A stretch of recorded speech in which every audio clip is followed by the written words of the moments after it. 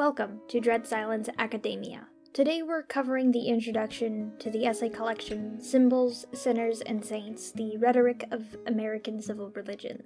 The introduction was written by Jason A. Edwards and Joseph M. Valenzano III, who are editors for this essay collection. While introductions used to be something I skip, I've actually really grown to love introductions because they come with the wealth of knowledge, especially if there are introductions for genres other than general nonfiction.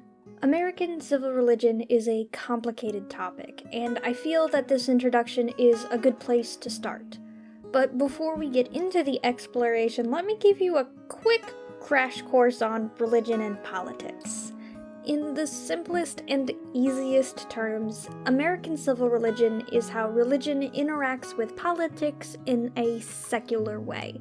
Secular is a term we use to denote non-religious life, so a nun lives a 100% religious life and an atheist lives a 100% secular one.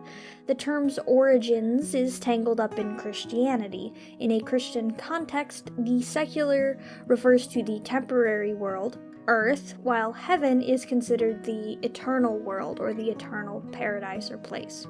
As Americans living in the 21st century, it's hard to imagine anything different than a separation of church and state. But America is widely regarded as the first secular country, the first person to separate church and state. Prior towards the rise of secular governing, religion and politics went hand in hand. But even though religion and government were two sides of the same coin, most Western cultures had a clear idea of who was in charge of religion and who was in charge of government.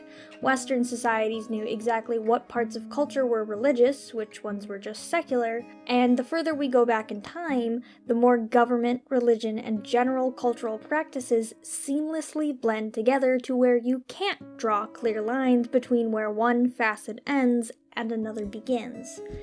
Civil religion, in my opinion, is kind of like the workaround solution to a distinct secular government that wants to take into consideration religious morals and values. For example, a very religious member of government can try to pass legislation that coincides with or is informed by their religious views, but we don't see it as a breach of separation of church and state if we can find it both morally and logically sound outside of its religious origins.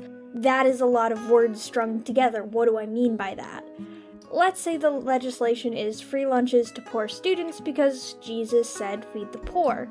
We can find this legislation morally and logically sound because everyone needs to eat and children need balanced meals to develop properly, and it's a good thing that a government cares about its people so much that it will feed those who need it most. We can see the benefits even though the origin of this idea was in a religious teaching. Jesus said feed the poor. So, with this very quick introduction to religion and politics, let's take a look at this introduction, but first, let's just cover who wrote it. So, Dr. Jason A. Edwards works at Bridgewater State University as a professor of communications. His sphere of knowledge revolves around presidential communications, U.S. foreign policies, and global politics. Joseph M. Valenzano III works at Butler University and is the Dean of the College of Communications and is also a professor there, and both of these professors are prolific in the books and articles and scholarship that they have worked on in topics around this that we're talking about today. The introduction to this book is called What is Civil Religion? On Friday, June 26, 2015, the United States Supreme Court issued a landmark 5-4 decision in Oberfeld v. Hodges, in which they declared the states must issue marriage license to both heterosexual and same-sex couples and recognize those unions and marriages that had been performed in other states. The issue, for many of those who disagreed with the court, was one of faith and an individual's right to free exercise of their faith guaranteed by the Constitution. For those who celebrated the decision, the issue was not of a religious nature, but instead related to the protection of civil rights. The decision, however, was not met with uniformed acceptance by the public. Just a few short months later, Kim Davis, the county clerk of Rowan County, Kentucky, defied the order of the court and refused to issue a marriage license for any marriages on the grounds that doing so would violate her apostolic Christian faith. Ultimately, she spent 5 days in jail for contempt of court, and her deputies were authorized to sign the licenses in her stead. The fact that the United States Supreme Court needed to weigh in on the legal definition of marriage, and the resultant disagreement regarding that definition as evidenced by Kim Davis's accusations, illustrates the complicated nature of the relationship between faith and American civil society. The history of American jurisprudence demonstrates that even the First Amendment can be interpreted in various ways. For instance, one can take the non-preferentialist approach to reading the First Amendment, whereby it holds that the state should not pass or enforce any laws or policies that give unfair advantage or preference to one religion over the other.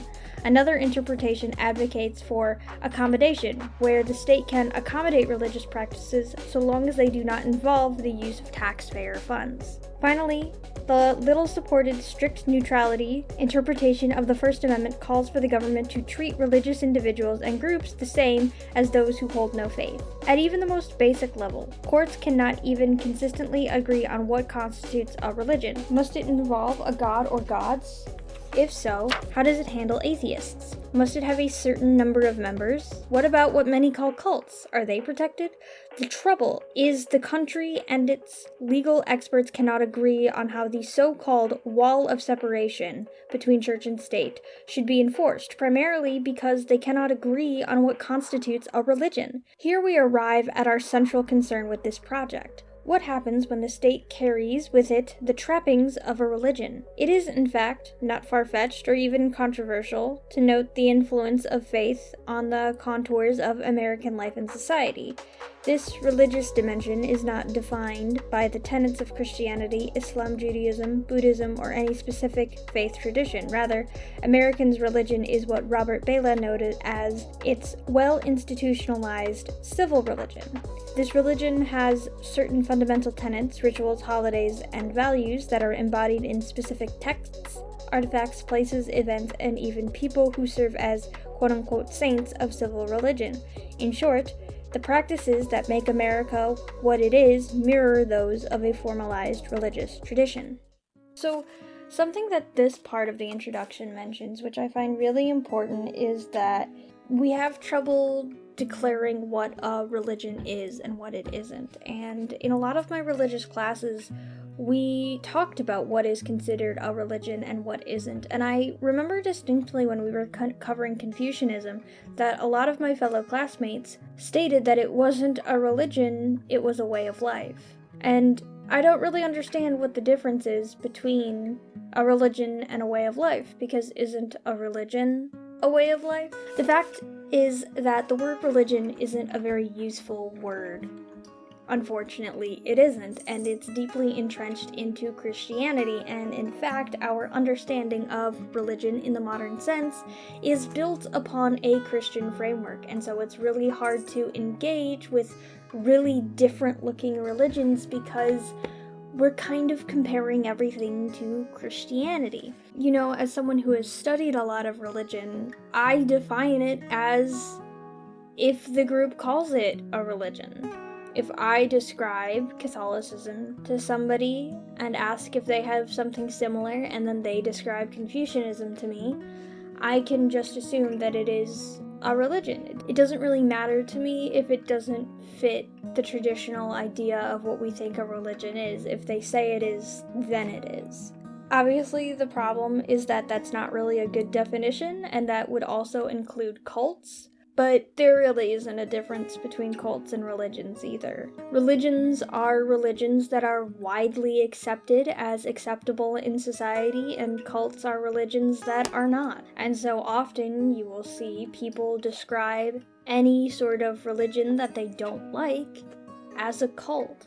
It's complicated and it's frustrating, and I'm frustrated because I wish that it was just easier to understand what these things are, but especially when it comes to government and law, especially when our First Amendment says freedom from religion, you have to set a set of standards as to what a religion is, and the fact of the matter is that the government hasn't, so a lot of it is up for debate.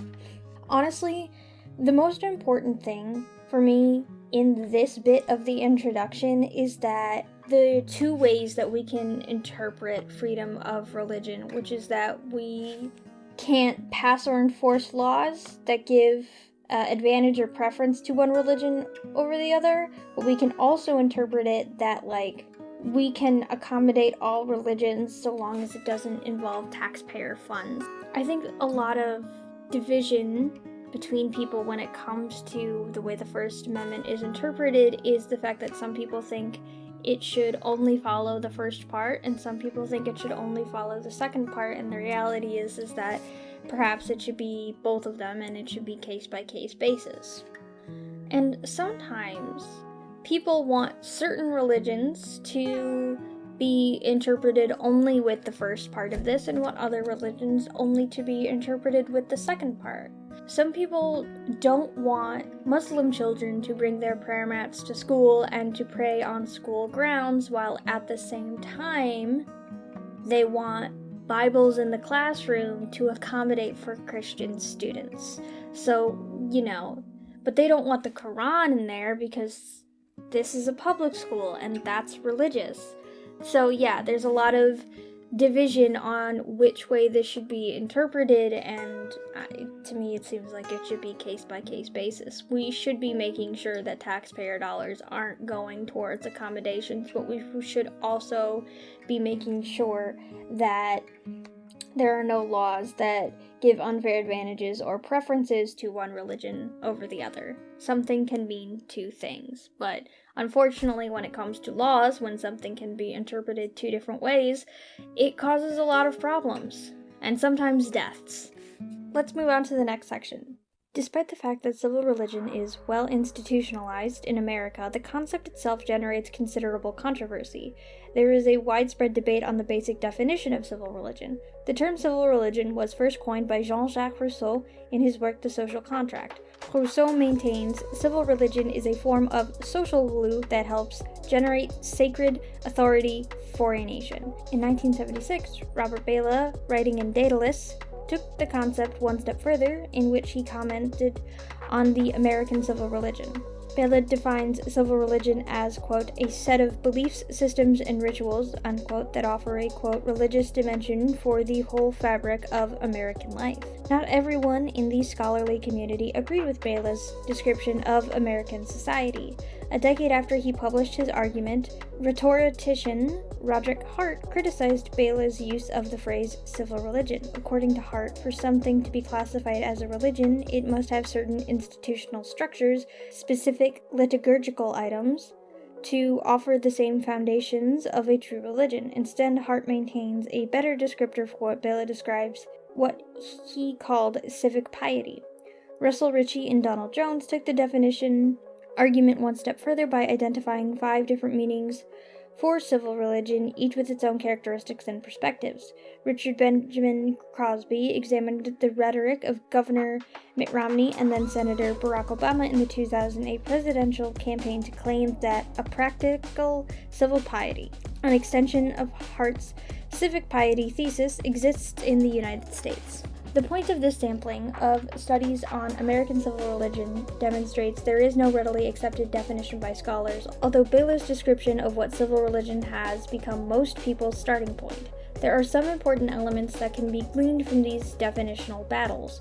For example, after examining a number of studies on civil religion, Peter Luschau identifies several elements that cut across different studies. Luschau observes these elements included, but are not limited to: 1. The presence of a divine being. 2. The divine being is non-denominational. 3. Civil religion is independent of the state and church. 4. Civil religion serves as form of social glue for society. 5. Civil religion has a prophetic potential. Similarly, Peter Gardella, surveying the literature on the subject, observing definitions of civil religion have at their heart 4 significant values: personal freedom, political democracy, world peace, and cultural tolerance. Godella further argues that American civil religion has developed over 7 phases: colonial, revolutionary, national, sacrificial, imperial, global, and multicultural, since the founding of the Republic. In each phase of development, the values of freedom, democracy, peace, and tolerance have been interpreted by politicians to serve different political ends. These different political ends have led to the creation and contestation of different forms of civil religion. John Murphy argues we have 2 different forms of civil religion in America today. According to Murphy, one version of civil religion focuses on the language of being, of eternal principle, of religion, tradition, and authority, of the Republican Party and the Christian right. In other words, a much more traditional version of civil religion that resists refinement and improvement of America but focuses more on a renewal of belief in America itself.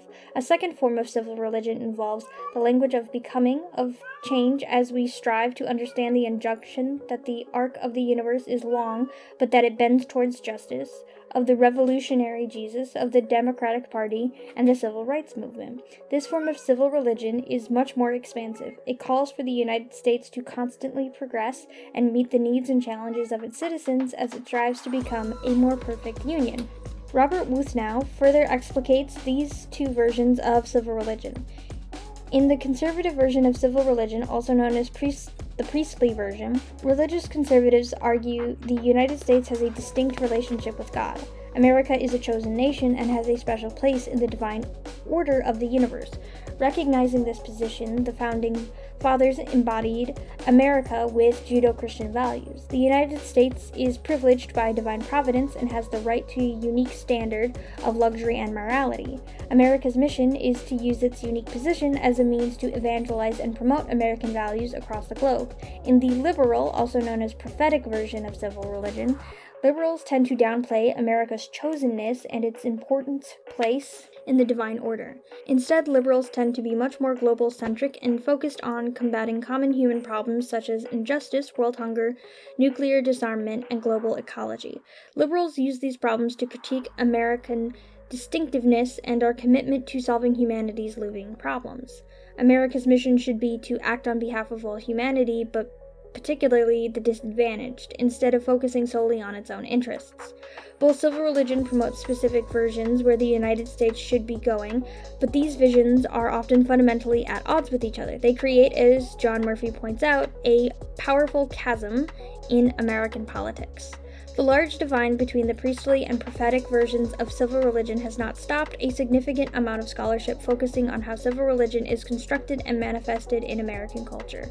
Perhaps the most studied area, particularly in rhetorical studies, has been the American presidency. In his 1976 essay, Bellet asserts a significant source of American civil religion has been political rhetoric. For Bellet, American presidents are the chief priests and, for all intents and purposes, the quote-unquote saints in American civil religion.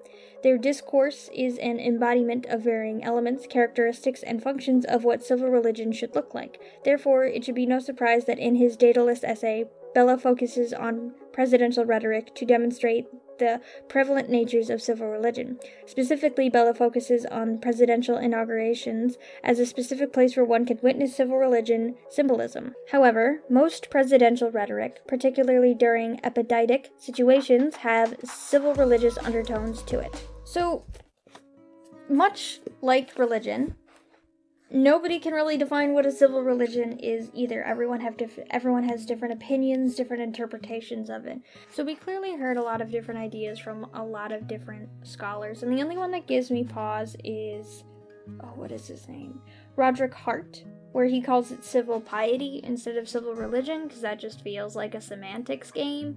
And I hate playing a semantics game. I hate it when you're like, we're arguing about this thing, and then they're like, it's not this thing, you got the word wrong, it's actually this. Like, the most famous example is that when teaching or talking about the Civil War and why we went into the Civil War, you will hear some people say that it was about slavery and the racist South, and you'll hear other people say that it wasn't about slavery and the racist South, it was about states' rights. So, like, you're being silly because you're getting the words wrong. You can't argue if you don't have the words right. It's not about slavery, it's about states' rights. But the states' right to do what? The states' rights to have slaves. The states' rights to be racist.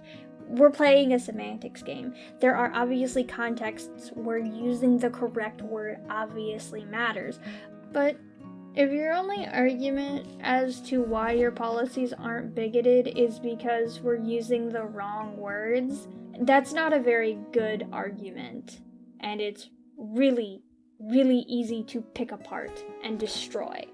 I just hate it when we're playing the semantics games. And, with all of these different ideas of what is and is not a civil religion, I don't think any of them are necessarily wrong. I think they're just different ways to understand the way that religion is used in secular ways. I think it's interesting. Something can be multiple things. Something can be multifaceted. Not everything is a monolith. And civil religion is a monolith. It's interesting that we can't really define what a religion is, and we can't really define what a civil religion is either. And they mentioned Jean-Jacques Rousseau and the social contract, and I think it's in the social contract, where he talks about how this important question, which is when the government man and the religious man are two separate people, whose rule do you follow in time of crisis? Because when they are one and the same, it's so easy because they're both on the same side. But what happens when the government man says something different than the religious man? Who are you going to pay attention to? Who are you going to listen to? And unfortunately, it's not always the government, and it's not always the religious man, and that disconnect is why we have a lot of problems in government when it comes to religious ideologies and religious freedoms, right? Who do you listen to?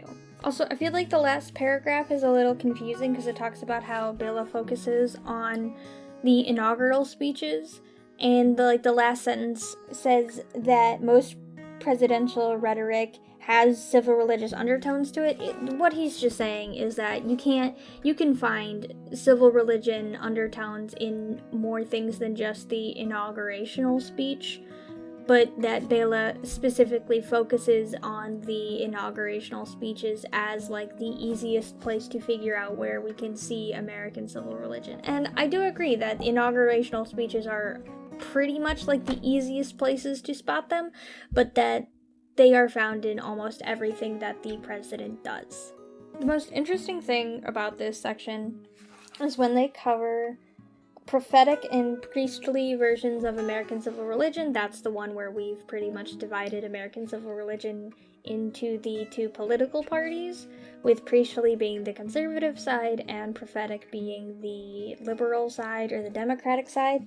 And I find it so interesting because even if you don't really consider this to be American civil religion and it's just politics, it still perfectly summarizes what these two political parties really care about, with the Republican Party caring about the renewal of belief in America and the Democratic side wanting to progress forward and meet the needs and challenges of its citizens as it strives to become a more perfect country and civilization. You have one side of the ideology that is really, really concerned with belief and faith in America, and one that is believing in a sort of repair of America. And not repair because America is inherently damaged, repair because everything needs to be repaired. That is just life. We can keep progressing and keep striving to become better, and acknowledging that we're an imperfect country isn't a damnation of the belief in America. I think it's very humble and healthy to be able to say that you're not 100% perfect as a person or as a country. Alright, let's move on to the next segment. Civil religion and the American political rhetoric. Presidential campaign discourse is laden with civil religious discourse. Christopher Chapp observes that political campaigns are rife with civil religious language. This certainly makes sense considering that political candidates, particularly presidential candidates, are trying to speak to as many constituents as possible within their political discourse. Chapp asserts that presidential candidates have three different approaches they can take when addressing the subject of religion. These candidates can take the civil religious route, which focuses on consensual cues and symbols that are sources of national identity, like the Constitution. They can also focus on the religious rhetoric of the culture wars or invoke a specific religious subgroup, such as Mormons, Judaism. Chapp overwhelmingly finds most candidates choose the civil religious approach for their campaign discourse. More specifically, Richard Benjamin Crosby studied civil religion in the 2008 presidential campaign, focusing on then presidential candidate Barack Obama and Governor Mitt Romney. Crosby noted each candidate grounded their religious rhetoric in a practical civic piety that allowed each candidate to paint his vision of American transcendent community. However, this civic piety came in two different forms. For Romney's Faith in America speech is laden with a fundamentalist version of American civil religion. Romney's fundamentalist version of American civil religion is a traditional one that resists large refinement or improvement. Rather, what is necessary for Americans to renew their faith in America, not necessarily change it. On the other hand, Barack Obama's vision of civil religion is what Crosby terms liberationist. President Obama's A More Perfect Union address sets out a much more progressive vision of civil religion. The Constitution for Obama represents a call for America to constantly progress and change. Obama's civil religion is expansive in nature in that it must be refined and improved to help uplift the poor, the insignificant, and the needy, people who are truly at the marginalized edge of American society. Specific studies of presidential rhetoric and civil religion are numerous in nature. In making the case for an American civil religion, Bella highlighted the rhetorical exploits of President Kennedy. In particular, Bella focuses on Kennedy's inaugural address. For Bella, the address represents an ideal source and manifestation of American civil religious values. William Harlow asserts Richard Nixon used civil religious discourse as he justified taking the United States off the gold standard in 1971. Because he couched his decision in civil religious discourse, Nixon was able to avoid a huge public and political backlash over his decision. In his rhetoric, Nixon made it appear this step was merely another part of America's economic system and by extension the global economy system. President Reagan, Clinton, Bush, and Obama all have used varying elements of civil religion to advance their political positions. Wade Clark Roof examines the rhetoric of Presidents Reagan, Bush, Clinton, and Bush. He claims that these presidents used the myths of chosen nation, nature's nation, and millennial nation to couch and modify their civil religious rhetoric.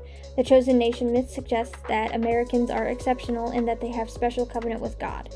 The nature's nation myth gives rise to the idea that the United States arose out of the national order. The United States reflects the way that God intended things to be from the beginning of time. The millennial nation myth implies that God chose the United States to bless other nations of the world and bring forth a golden age.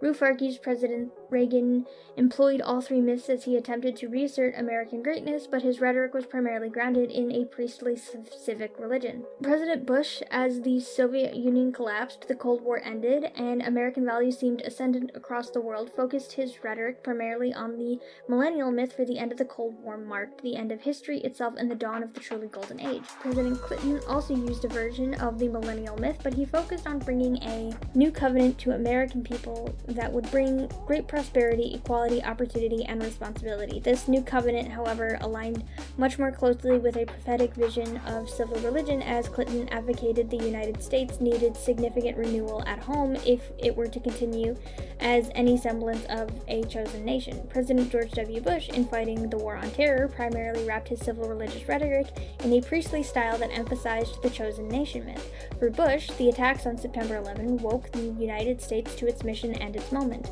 It was up to America to take up this new mission and protect the world from evil once again. In her study of President Clinton's prayer breakfast rhetoric, Nika Offalu described how Clinton, particularly after the Monica Lewinsky scandal, constructed a pious ethos that allowed him to serve as the symbolic king, prophet, and priest of American civil religion. Nicole Jans took a look at President George W. Bush's discourse from September 11, 2001 up until the beginning of the Iraq War in March 2003. Jans used Bella's conception of civil religion as a critical framework to analyze Bush's discourse. Jans concluded Bush's employed the full arsenal of civil religious elements that Bella pushed forward. Moreover, she concludes his usage of this rhetorical arsenal was completely in line with his predecessors, and this discourse helped to unify Americans and convince them the invasion of Afghanistan and Iraq were justified.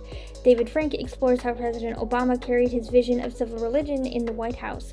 Frank asserts that Obama created a cosmopolitan version of civil religion that served to bridge the chasm between the priestly and prophetic visions of civil religion. In his inaugural, Obama predicated America's success and its continued ability to be a more perfect union to the God-given promise of equality.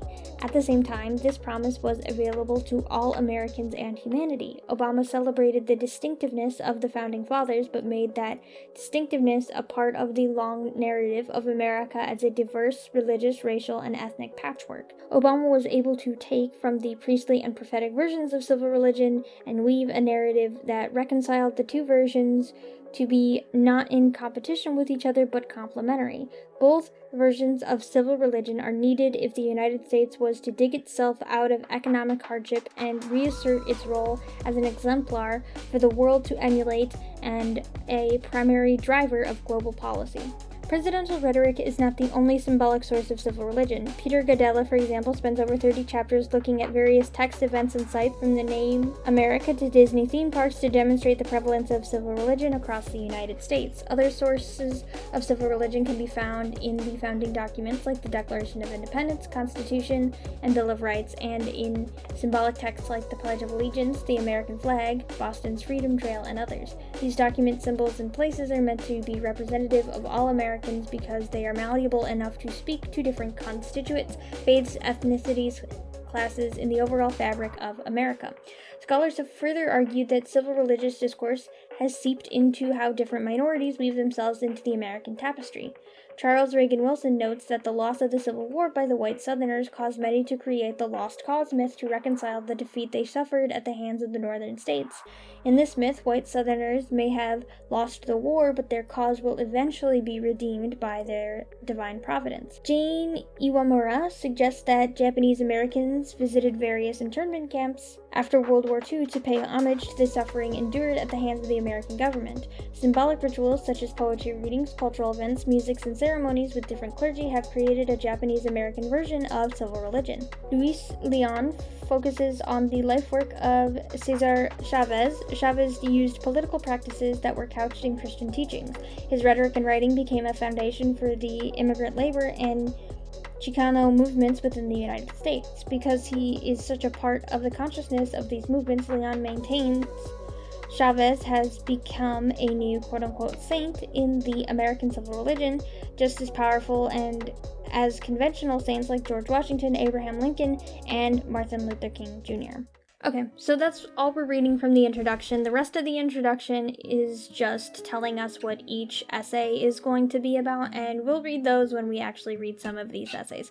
I don't know if I'm going to read all of them, because as much as I am proclaiming myself to be an intellectual, when I read these essays the first time, I did not quite understand all of them, so we'll see. I'll definitely give my college try, because I think this book of essays is really important, and I really liked a lot of them, and I learned a lot of them, and I want you to learn a lot from a lot of them too, but I am just a girl. I'm really glad that they made mention of Kennedy, because Kennedy, in the context of American civil religion, is interesting because he is unique. He's the first Catholic president. Our second Catholic president was President Biden, but when Kennedy was running for office, there was this general fear that he would be bringing the Pope into office and that, we were going to ruin the soul of America by having a Catholic president, something that doesn't get talked a lot about outside of Christian circles, and I don't know if many non-Christians know this, but there is infighting within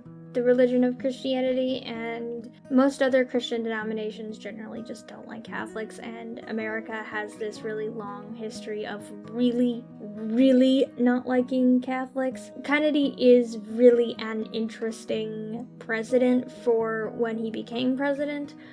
Biden kind of proved that this sentiment is kind of on its way out, and it's probably going to die off within the next generation. I don't really remember there being a lot of discourse about him being a Catholic president, but when Kennedy was running, it was a very big deal. And so I'm not shocked that Robert Bela thinks that Kennedy kind of perfected American civil religion dialogue in his speeches and his presidential campaign, because Kennedy was off to a bad start just by being Catholic. He kind of had to use American civil religion and had to do it successfully in order to get people to even consider him. And then when it comes to Obama, another who also belongs to, for his time, a part of a minority class that would have made him difficult to become president, part of his success came from really being able to use American civil religion to his advantage, and specifically trying to bridge the gap between priestly and prophetic versions of civil religion, and by that, which is trying to bridge the gap between conservative ideals of the faith, of the idea of America, and the democratic view of wanting to improve America. The more that we can bridge that gap and get people to see eye to eye, the more successful a politician can be. That's why Senator Booker's 25-hour speech on the Senate floor is so important, because he constantly repeats, it's not left versus right, it's right versus wrong. That he's trying to really say that we are all on the same side. We're all Americans, and we're all facing these problems together, and we're all going to be affected by these problems together, and so we need to band together. I think that Senator Booker, especially his speech, is the first speech I've heard in a really long time that really felt successful in bridging the gap between these two ideas and these two ideologies. Personally, I've read a bunch of the inaugural speeches when I was studying in college, especially when I was studying American civil religion in college, and they're okay. Like, studying them is fine. There's definitely a lot more interesting spots where American civil religion shows up, and I would love to talk about those, but yeah, I think the inaugural speeches are just fine. When I think about American civil religion, when I try to explain to my friends what American civil religion is, and as quickly as possible, and how I describe when I studied American civil religion, it's basically American history. That is American civil religion. That we can understand it, that it has an influence in all of American history. And when I studied it, something that I really concluded is that civil religion, American civil religion, it's big question, right? Because religions are often answering big questions, like where do we go after we die? What is death? Are we bound by fate? Or is everything just statistics, right? Those are big questions that religions ask. And so I do think that American civil religion, and American civil religion specifically, different civil religions might have different big questions, but American civil religion's big question that it seeks to answer is whose freedom matters most. Because every time that in American politics we reach a conflict, every single conflict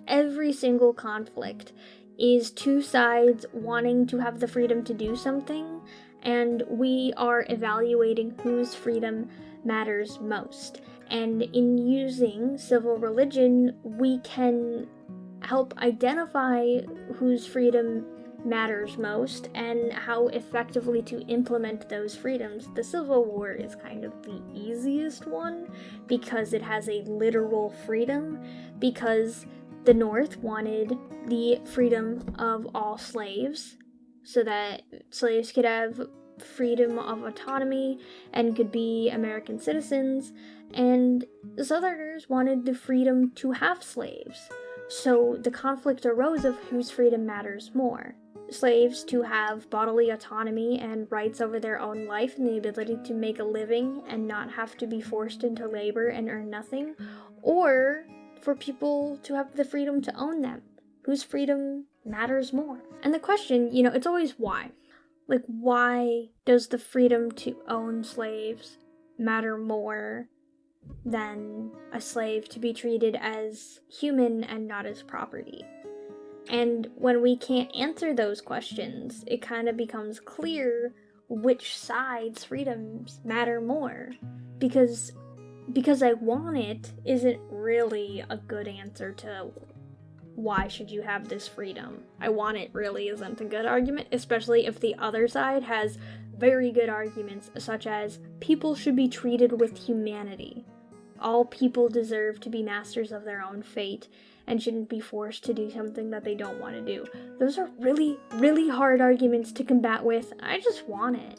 And I think American civil religion is at its most successful when it can convince both sides that they are actually on the same side, because one of these outcomes benefits everybody. And people don't necessarily have to benefit in the same way. These benefits are going to be emotional, physical, financial, or spiritual. And it kind of depends on what side you're on, which way you will benefit. So this was the introduction to Symbols, Sinners, and Saints, the Rhetoric of American Civil Religion by Jason A. Edwards and Joseph M. Valenzano. I am going to be reading one other essay in this book, which is The Exodus, which is honestly an essay that kind of changed my life, and I think about it every day, and it's partially why I actually started this channel, because I really want to talk about this essay and get this essay in more people's hands, because I find it really interesting. But even though I kind of have a plan on where we're going next, if you have questions, whether it's about American civil religion or just a question in general, leave it in the comments and I will see if I can find scholarly articles that can answer any of those questions. I just want to be smarter and I want to learn things, and I really want to read more scholarly articles. And if you have questions and are interested in learning something, I want to try and learn it too, and we can all learn together. Alright, that's it. Good night. Bye, I guess. I gotta figure out how to do an outro.